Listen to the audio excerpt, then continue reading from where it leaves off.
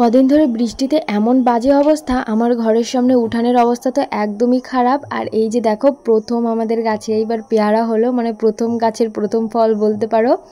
কদিন আগেও না বেশ ছোট ছোট ছিল পেয়ারাগুলো, হঠাৎ করে বৃষ্টির মাঝে বড় হয়ে গেছে। নিচে দেখি যে পেয়ারাগুলো পেকে পেকে পড়েছে, তারপরে গিয়ে দেখি সব পেয়ারা বড় হয়ে গেছে। তারপরে আমি আমার বরকে বললাম, চলো আগে প্রথমে আমাদের বাগানে যাই, বাগানে গিয়ে দেখি গাছগুলোর কেমন অবস্থা, বাগানের গাছের পেয়ারাগুলো কি বড় হয়েছে কিনা। তো এসে দেখি বাগানের গাছের পেয়ারাগুলো একদমই ছোট ছোট রয়েছে।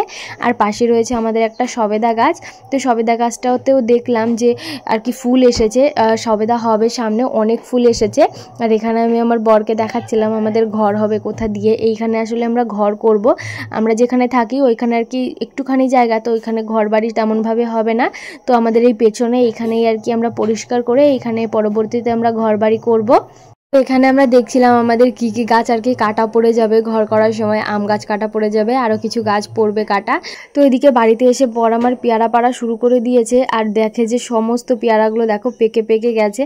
তো তারপরে বরকে বললাম যে আমাকে দুটো কাঁচা পেয়ারা পেড়ে দাও, এই পাকা পেয়ারা আমার একদমই ভালো লাগে না। তারপরে এখান থেকে দুটো, ওই যে দেখো এখানে দুটো আছে বড় বড় আর কি কাঁচাই, এটাও আর কি 2-3 দিনের মধ্যে পেকে যাবে যদি না পেড়ে খাওয়া হয়। তো এই যে দেখো পেয়ারাগুলো কেমন যেন একটু পোকা পোকা হয়ে গেছে, এই যে দেখতেই পাচ্ছ কেমন সাদা সাদা হয়ে গেছে। তো আমার বড় 2-3টে পেরেছে।